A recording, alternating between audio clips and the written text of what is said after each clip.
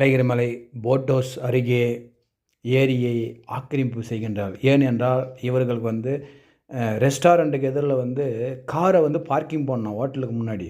காரணம் பார்த்திங்கன்னா, இவங்க நிலம் ஒரு பிட்டு இல்லாமல் இவங்க பில்டிங்கை கட்டிடுறாங்க, லாட்ஜை கட்டிடுறாங்க. ஆனால் இவங்களுக்கு கார் பார்க்கிங்கு தேவைப்படுதுன்றதுனால இந்த ரோடு எதிரில் இருக்கிற பாருங்கள், இந்த ஏரியாவில் எப்படி ஆக்கிரமிப்பு பண்ணுறாங்களா இவங்களுக்கு கார் பார்க்கிங் பண்ணுறதுக்கு, காரை நிறுத்துறதுக்கு. ஏன்னா இதனால் ஏலகிரிமலையில் நிறைய ஆக்சிடெண்ட் நடக்குது, போக்குவரத்து நெரிசல் ஏற்படுது.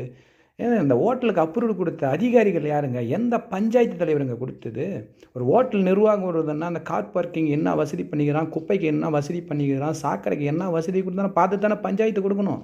அப்போ பணத்துக்காக பஞ்சாயத்து தலைவருங்க என்னென்னலாம் பண்ணலாமா? நீங்கள் பஞ்சாயத்து என்னென்னலாம் பண்ணலாமா? இது நாளோட பாருங்கள், இந்த ஏரியா காணாமல் போகும். அதுக்கு தானங்க ஓட்டு போட்டு தலைவர் ஆக்குறாங்க, எம்எல்ஏ ஆக்குறாங்க. இதை முடிஞ்ச அளவு சிஎம் சார் வரைக்கும் ஃபார்வேர்ட் பண்ணி விடுங்க, கலெக்டர் வரைக்கும் ஃபார்வேர்ட் பண்ணி கொடுங்க. ஏன்னாங்க நல்லது தானே வீடியோ போடுறோம். இதுக்கு நானாலும் இந்த பணம் சம்பாதிக்கிறதுக்காக இந்த வீடியோ போடலைங்க.